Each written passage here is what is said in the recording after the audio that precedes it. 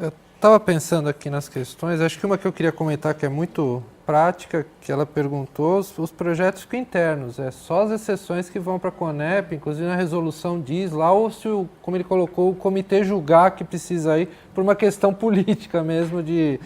Mas, por exemplo, eu me lembro que eu acho que nós enviamos um ou dois no máximo, por questão de estar na resolução. Então, se o comitê for ágil, a gente consegue demitir um parecer em 40 dias, né? Se não houver muita... Esse comitê vocês formam internamente, vocês falaram que tem necessidade de pôr gente de fora. Tem. O comitê tem que ter sempre mais gente de fora do que de dentro e obrigatoriamente tem que ter um usuário. A questão de aprovar na congregação, aí tem os trâmites da universidade, aí a Conep referenda, né? E só um parênteses, Marcelo, uma questão que a gente discutiu, Silvia, no primeiro seminário, é que não necessariamente uma unidade tem que ter um comitê de ética. Isso. Uma questão que se coloca, caberia, por exemplo, nós pensarmos num comitê, por exemplo, que congregasse, hipoteticamente, educação, psicologia e ciências sociais, ou ciências sociais e economia. Enfim, há possibilidades também de composição, né? Mas necessariamente, além dos pares, é necessário contar com membros externos da comunidade. Né? Só para você ter uma ideia, no HU a nossa média de trâmite está em 54 dias. Tá? E a grande maioria dos problemas que a gente encontra olha, você aqui precisa corrigir tal coisa, precisa fazer isso, precisa fazer aquilo. Né? Normalmente é isso que acaba demandando. Mas se o processo está correto, sem nódoa, em 15 dias a gente resolve. É porque boa parte dos processos são questões formais, não são questões de fundo ético. É questão, às vezes, de elaboração do termo, de... Desculpe, eu não teve um deles que eu me lembro que eu devolvi para a pessoa. Eu acho que você ocorreu um erro no momento que você fazia o copia e cola. E foi verdade. A pessoa copiou e colou errado. Foi só copiar e colar certo que... né? E Deus o livre. Eu acho que assim, você falou do problema da pesquisadora ter... Tá dando para gravar? Ter a aprovação de uma agência de fomento e não ter da Conep. Já teve um trabalho que veio para mim... Não, do comitê local, não da Conep. Foi aprovado pelo comitê local. Uma vez um trabalho veio para mim, onde a pessoa da FAPESP pedia a aprovação do comitê de ética. O trabalho era sensibilidade da bactéria ao antibiótico. Só que como a bactéria veio de uma urucultura, né, ele queria o parecer de um comitê de ética de seres humanos. Então eu fiz um libelo defendendo a bactéria como um ser autônomo. Que se fosse para pedir autorização, teríamos que pedir a bactéria. Claro. Tendo consentimento do espírito. Temos consentimento da bactéria. Então, professor, se essa bactéria nasce como é que fala? Quando você tem um produto que você pode patentear e que vai gerar milhões, de quem seria? Esse é um problema. Não, eu estou falando de brincadeira, mas existe isso também. Tem que tomar muito cuidado. Principalmente quando a gente fala em banco de célula, por exemplo. Banco de DNA. Sim, claro. Já vem toda aquela problemática do comércio. Tem a célula ELA, que é de uma mulher chamada Henrietta Lack. Tem um livro famoso, né? The Immortal Life of Henrietta Lack. E a Henrietta Lack, na realidade, essa história veio à tona porque a neta dela veio a saber que a avó tinha criado a tal da célula. Quando alguém falou, nossa, você é parente da Henrietta Lack? Sou, por quê? Daí que ela ficou sabendo que existia a tal da célula ELA. Daí falaram, então quero conhecer a célula ELA. Daí chegaram lá no lugar de pesquisa, tiraram um tubinho do freezer. Então quer dizer que isso aqui são as células da vovó? Não, o freezer inteiro são células da sua avó. Né? Daí, ninguém ganhou dinheiro com essa célula ELA, mas tem uma célula MOU que um médico nos Estados Unidos ganhou milhões de dólares, que era a célula de um indivíduo, que era de uma pesquisa. Não chega a ser nosso problema, não chegam a ser nossos problemas ainda, né? Mas- São coisas americanas. Acredite ou não, mas tá. São não, indicadores. absolutamente. A Universidade de São Paulo já foi processada. A Universidade de São Paulo. É, sobre... Eu fui representante, aconteceu na Faculdade de Odontologia. O banco de dentes. Não.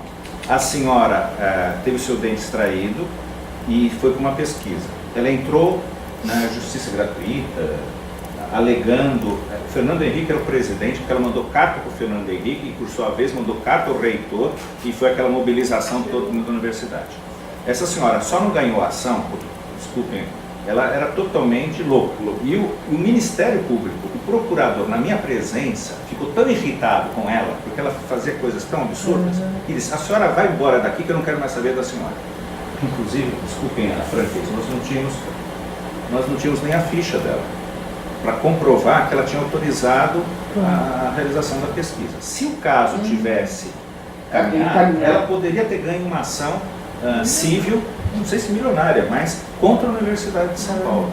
Uma coisa bem extraída, porque ela dizia: vocês vão desenvolver não sei o que, patentes, e eu quero saber do meu dinheiro. Assim ela dizia. Ela irritou tanto o procurador, eu estava na audiência, ela irritou tanto que ele falou: não, a senhora vai embora daqui que eu não quero mais saber da senhora. E o processo foi para uma gaveta por causa disso. Por causa disso. Acredite ou não, né, participar de pesquisa é uma maneira torta de você ter acesso a atendimento no HU, atendimento na Claro. psi, Odonto. na odonto. Claro. Exato. Né? Isso a gente sabe. Sim. Né? É que eu queria só fazer um comentário. Não sei se dá para gravar, não? Melhor falar no microfone. Então, eu só queria comentar que acho que uma coisa que tanto no seminário passado quanto nesse me chamou a atenção é que é tão complexo esse debate que ele puxa várias questões paralelas, e eu acho que algumas estão muito ao nosso alcance resolver, independem, né, de instituições como o CONEP, até mesmo comitês de ética, que é, por exemplo, o espaço que nós realmente temos dedicado nas nossas grades curriculares, não importa de que cursos, à questão da ética em pesquisa. Quer dizer, aqui o Gustavo, né, que é professor de métodos e técnicas de pesquisa no curso de Ciências Sociais. Eu realmente me pergunto se nós não deveríamos levar muito mais a sério, nos nossos cursos de métodos e técnicas de pesquisa, ou que nome lá tenham, seminários de pesquisa, projetos de pesquisa, o debate sobre a ética. Eu acho que isso é algo que depende das nossas reuniões de comissões de graduação, de pós-graduação, decisões absolutamente internas e que estão na base, né, Flávia? Porque, por exemplo, esse aspecto orientador, formador, informador até, e não fiscalizatório, são aspectos que têm a ver com a organização nossa enquanto docentes. Então, eu acho que talvez, né, Gustavo, estou aqui pensando como professora do curso de Ciências Sociais, talvez pensar como nós podemos incrementar nos nossos cursos essas discussões junto a alunos de graduação e pós sejam sementes fundamentais para preparar melhor o debate nessas instâncias mais formais, até legalistas. Mas eu acho que falta esse debate em sala de aula. Até em cursos de direito, eu que também me formei em direito, não se discute nos cursos de graduação em direito questões de ética. E depois tem lá o código de ética do advogado, que a pessoa vai ver numa situação de crise, né? Eu sou antropóloga. O código de ética da ABA, da Associação Brasileira de Antropologia, tem uma página. Foi fruto de muitos debates. A maioria dos antropólogos não sabe que ele existe. Aliás, não é um código de ética, é uma carta, né? É um conjunto de princípios orientadores. Sim. Não tem qualquer poder de sanção. Mas por que não se discute isso? Então, essa é uma questão que eu também coloco, porque eu acho que ela está absolutamente ao alcance da nossa autonomia universitária, né? De montar cursos, propor temas, exigir tópicos nos cursos, tá? Era só um... Enfim. Você fala aqui, Gustavo? O Marcelo quer falar também. Eu estou de acordo, porque isso tem sido feito de maneira, vamos dizer assim, não há uma garantia de que isso esteja sendo feito de forma sistemática, né? Porque ao trabalhar as diferentes técnicas de pesquisa, eu trabalhei tanto com métodos quantitativos como qualitativos, então, de acordo com a técnica, a gente se viu na necessidade de pautar essa discussão em sala, isso tem sido feito. Mas isso não está explícito. Pois é. Nem, digamos, na ementa da disciplina. E acho que deveria estar, porque isso, passando a ter visibilidade, promove essa discussão, né, de uma forma mais consequente e garante sua sistematicidade. E acho que também os seminários de projeto, é isso que eu ia falar. Porque, no caso das Ciências Sociais, hoje é um curso de graduação único, mas com 3 departamentos, e cada um tem o seu seminário de projetos. Né? Até onde eu acompanho, eu não dei nenhuma vez seminário de projeto na Sociologia, mas não sei também quanto isso tem sido tratado nos seminários de projetos de forma clara, explícita, etc. Então é outro ponto que deve estar, que, como você diz, não depende da gente, é algo que pode ser feito de forma mais imediata e sem depender dessa discussão mais complexa das estruturas, etc. Marcelo. Alguns comentários que eu ia fazer já foram feitos, mas eu queria só reforçar 2 coisas, né? Uma é um pouco indo na linha do que a Flávia colocou, dessa coisa que a gente, dessa tendência da sociedade de judicializar as relações, né? O quanto a gente não pode aproveitar a pesquisa para tentar construir um outro jeito, né?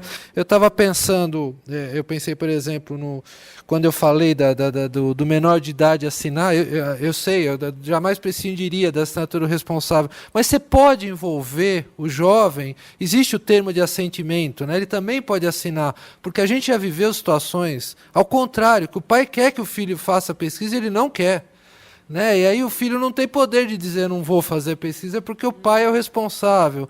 Então também envolver e criar uma discussão e fazer um contrato, ou no caso da empresa, eu acho que tem que sentar e conversar, porque essa coisa do anonimato, a coisa do consentimento, tem que ser uma coisa conversada, trazer as consequências, porque é óbvio, se não se negocia nada, pode estourar em algum momento. Acho que quanto mais for conversar dessa questão, é um pouco mostrar que existe um outro jeito de fazer as coisas para além deixar isso para um último caso, né? Coisa do processo, da justiça, etc. E uma outra coisa que eu estava lembrando aqui, é muito particular do nosso comitê, que teve um problema grave aí, que alguém falou da coisa da valorização da USP, né, com relação aos nossos comitês, que nós tivemos, agora está melhorando, mas nós tivemos na implantação do comitê uma dificuldade de conseguir as coisas básicas. Sala, computador, funcionário. A gente demorou 6, 7, 8 anos para conseguir. Né? E por conta disso, nós perdemos o credenciamento do nosso comitê, porque nós não enviamos o relatório. E foi uma simples falha, simples, mas com uma consequência enorme administrativa, que aquele relatório semestral nós não enviamos. Até agradecer, eu não o conhecia, o Dalton ajudou bastante a gente aí nos vários momentos. Então é uma coisa importante também, acho que é importante pensar o quanto a USP está valorizando esses espaços. Para algumas unidades ele já existe faz tempo, e eu estava lembrando, nós temos na ANPEP, que é a Associação Nacional de Pesquisa e Pós-Graduação em Psicologia, acho que já 4 ou 5 encontros que são bienais, um fórum de ética, um dos fóruns, um é de ética, outro de internacionalização, outro de interdisciplinaridade, e uma das coisas que aparece muito nessa proposta de juntar unidades, tem muita gente que vem e diz, olha, na minha universidade, a Universidade Federal do Rio Grande do Norte, nós temos um comitê central e a psicologia sofre nesse comitê, porque as pessoas não conseguem compreender o que a gente faz. Então também tem o outro lado, né? Acho que é legal, mas às vezes pode ser complicado no trâmite e na aprovação dos projetos, né? Porque, de verdade, às vezes quem é da área sabe mais da especificidade do projeto e não tem tanto que explicar para o outro, né? Daquela questão. Isso não significa deixar de lado ou diminuir a importância, mas às vezes é um trabalho que vocês comentaram muito da FEA, eu vou muito a bancas na FEA, e eu vejo que toda vez, eu sou chamado porque eu trabalho com pesquisa qualitativa, e toda vez o aluno, às vezes, despende lá 15, 20 páginas do projeto para explicar por que ele está fazendo pesquisa qualitativa. Por quê? Porque, em geral, não se faz, né? Então, tem que explicar até demais. Mas por que você está explicando tanto? Aí eu entendi por que estava explicando tanto.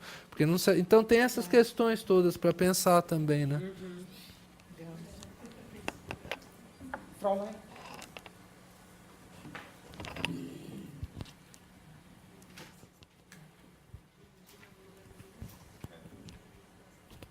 Então, eu queria comentar uma coisa, mas a partir da fala agora do Marcelo, eu sinto que eu preciso comentar duas, né?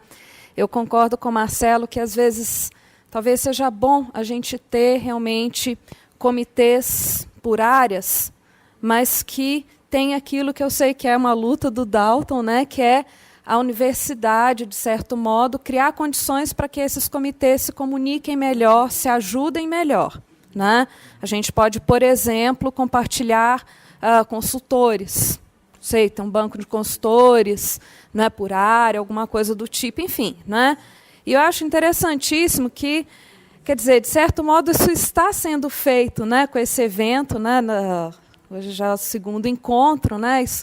Esse encontro ele está sendo promovido, né? Começou de algum modo, né?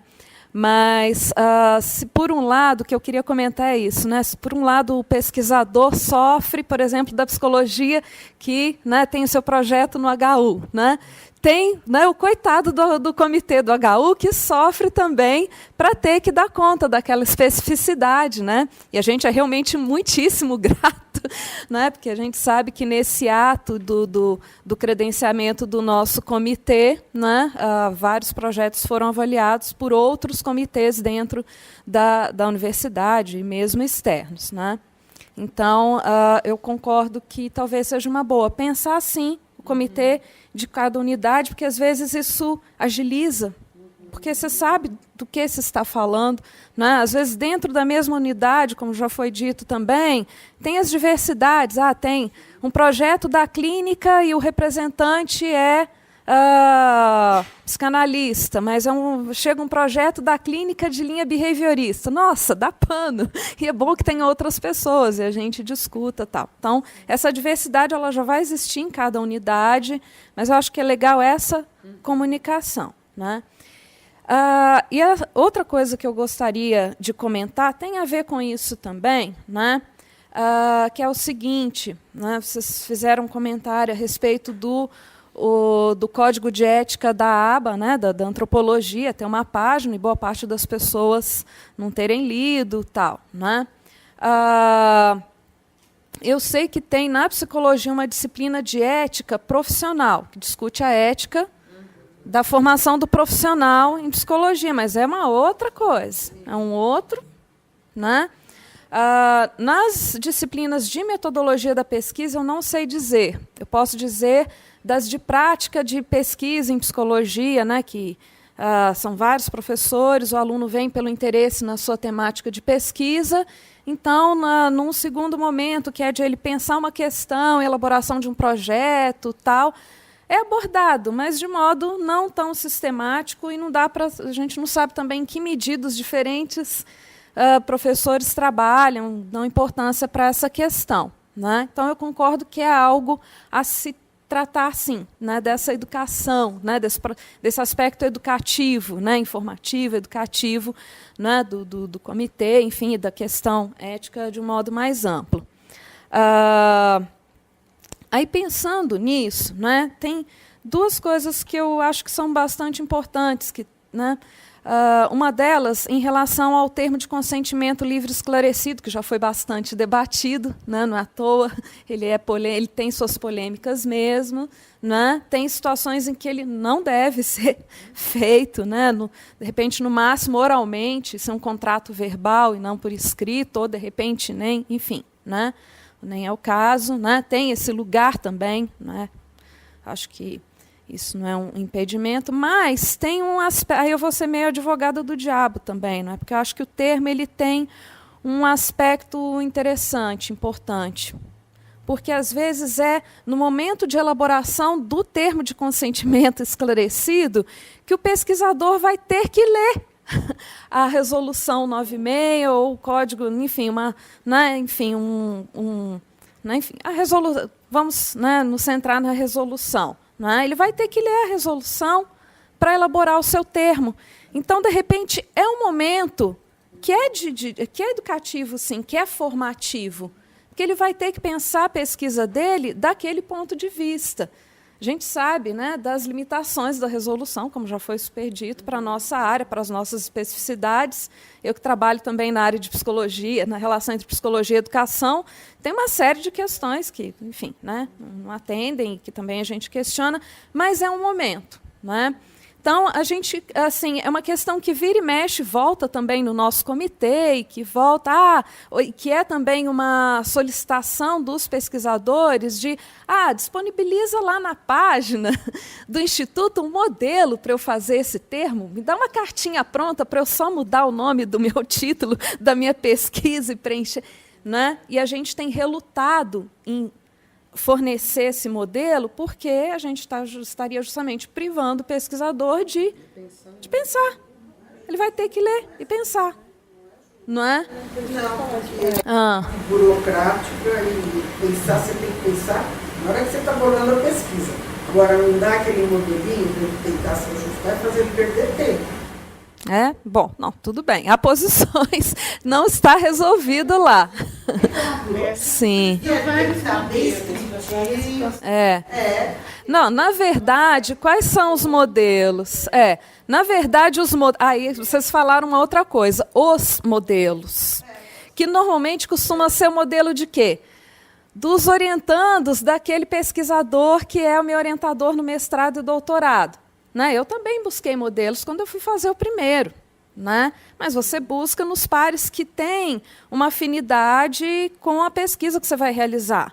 Mas quantos modelos eu vou ter que colocar no site? Né? Eu posso dar essa orientação. Busque, né, consulte as teses do seu domínio, do seu assunto. Né? Agora, na resolução está lá, né, passo a passo. Né? Tem que inserir isso. Na página, a gente colocou, né, consulte, né, a resolução, né, o artigo incisivo tal. Né? Além disso, acrescente o contato do nosso comitê de ética. Né? Então, tá, eu acho que é uma coisa que a gente pensou que é um procedimento. Mas concordo que tem também essa carência em termos de espaços que sejam de reflexão, de formação, né, dessa ética, né, pessoal, dessa ética enquanto pesquisador mesmo. Né, que muitas vezes eu mesmo, né, como o Marcelo falou, eu também aprendi demais fazendo parte do comitê. Tem coisas que não tinham passado pela minha cabeça e que hoje em dia eu penso a respeito das pesquisas que eu faço também. Né? Então, eu acho que precisa. Uma medida que a gente pensou, que a gente ainda não conseguiu, né, em função de todas essas demandas, né, de implementar, seria algo que eu vou fazer um convite aqui, aproveitando a situação. Pode ser algo que a gente faça, envolvendo várias unidades e tal. Né? Uma coisa que a gente pensou foi fazer primeiro um levantamento. No Instituto, nós temos 4 departamentos, 5 programas de pós-graduação, um levantamento junto aos pesquisadores, aos alunos, a respeito do que eles consideram um dilema, uma questão não resolvida do ponto de vista ético para a área dele. Com que problema ele tem que lidar, com o que ele não consegue, com o que ele considera, né, fazer esse levantamento. Então, primeiro momento seria fazer esse levantamento. E depois a gente identificar quais são, então, esses dilemas, quais são as temáticas relacionadas à ética na área, e então a gente instaurar um fórum de discussão, sei lá, que pode ser mensal. A primeira questão é, você enfrentou algum dilema ético? Porque alguns talvez não pararam. Não, certamente. Nem deram esse título. Com certeza, mas uma coisa boa da nossa área também é que quando você pergunta, o sujeito tem que parar e pensar a respeito. Talvez ele não tenha passado pela cabeça dele que isso exista. Né? É a mesma coisa de você perguntar, exatamente, você conhece os seus direitos? Direitos? Já o que é isso? Eu tenho direitos? Deixa eu ver, que direitos será que eu tenho? Né? Então, às vezes, um modo é você colocar a questão. Pode ser que não surja coisa nenhuma, né? Daí a gente faz, não sei. Pode ser que não surja, aí a gente vê o que faz com isso. Podemos fazer. Né? Talvez seja, olha só, não existem dilemas. Está tudo, será que está tudo realmente resolvido? Aí a gente poderia, né? De repente está, né? Enfim, tem... aliás, bom, enfim, dilemas eu acho que não vão faltar, porque, enfim, especialmente lá, enfim. Né? Então, essa talvez seja uma coisa que a gente possa pensar. Aí, se de repente, né, as pessoas são movidas por motivação externa, precisa do crédito, de repente esse fórum pode constituir, sei lá, uma disciplina optativa emanente, não sei, né, que se for sei lá, frequentar 3 fóruns, sei lá, recebe 2 créditos, não sei, aí estou chutando. Né? Nessa parte eu realmente não pensei, eu só pensei até aqui. Né?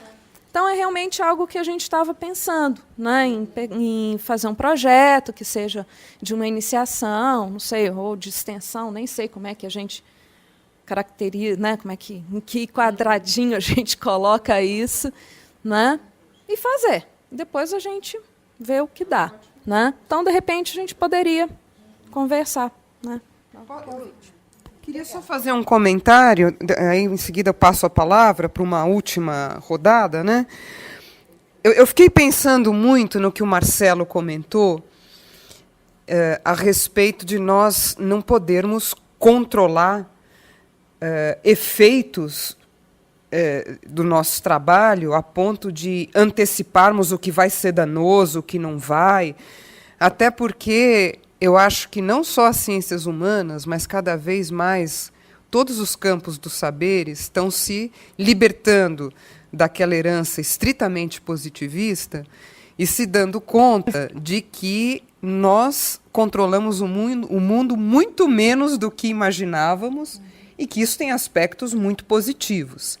Acho que um deles é exatamente o que o Marcelo colocou. Né? Nós não podemos nos responsabilizar por efeitos, mas podemos compartilhar os efeitos que vierem e nos disponibilizar para isso. E o que eu acho é que nós temos feito isso de forma muito caseira e muito incipiente até. Eu pensei, quando vocês estavam comentando, até de uma orientanda de mestrado que já concluiu o trabalho. Ela realizou a pesquisa no fórum ali de Santo Amaro, com mães que procuravam assistência judiciária gratuita para resolver problemas de pensão alimentícia e guarda das crianças. Né? Foi uma pesquisa de mestrado que não passou por nenhum comitê de ética, mas o que aconteceu? Ela me procurava como orientadora, né, e dizia: cada vez mais eu me vejo na situação de ter que dar conselho para as mulheres, porque como ela ainda somava o fato de ser uma ex-funcionária do fórum, ela deixou de trabalhar no fórum porque conseguiu a bolsa de mestrado. Mas ela dominava muito bem os trâmites judiciários, e muitas mulheres, quando elas começavam a conversar, diziam: bom, então agora você pode me ajudar? E ela me dizia: até que ponto eu posso e eu devo?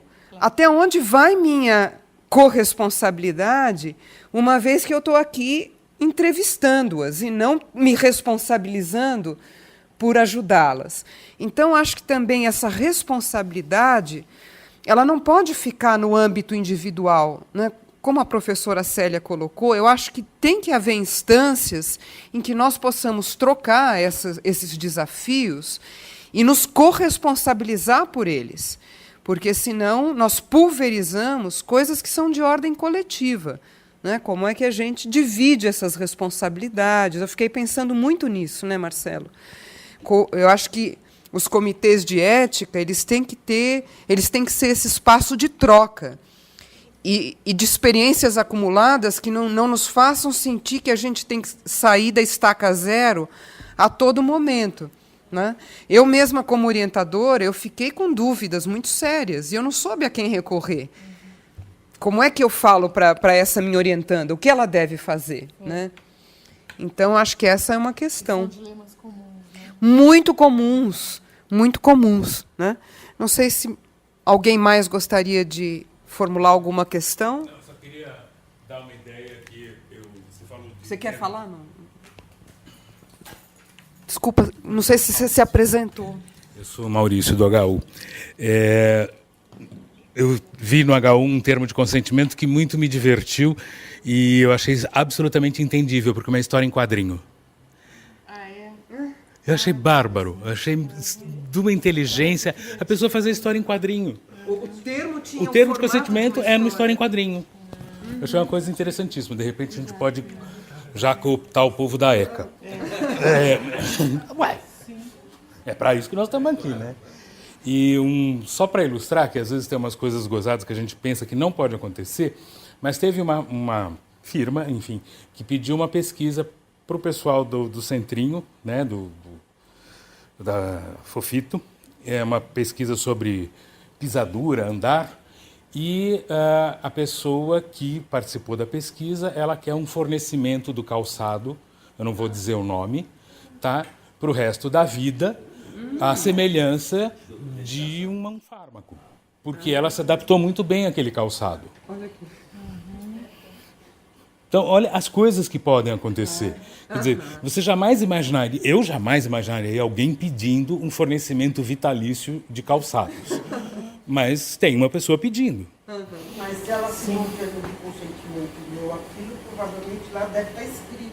Mas não é um fármaco. Para fármaco, eu sei que eu tenho que fornecer o fármaco. Mas um calçado? Fármaco é diferente. Né? Assim como eu recebi um e-mail de uma professora titular cujo nome eu não vou declinar, né? Olha, já que o meu aluno está colhendo pedaços de placenta, ele pode pegar pedaços para mais 5 orientandos meus? Não. Não. Né? Então, assim como aparece coisa na Conep que você olha assim e fala, eu não acredito que isso está acontecendo no século XXI. E aparece.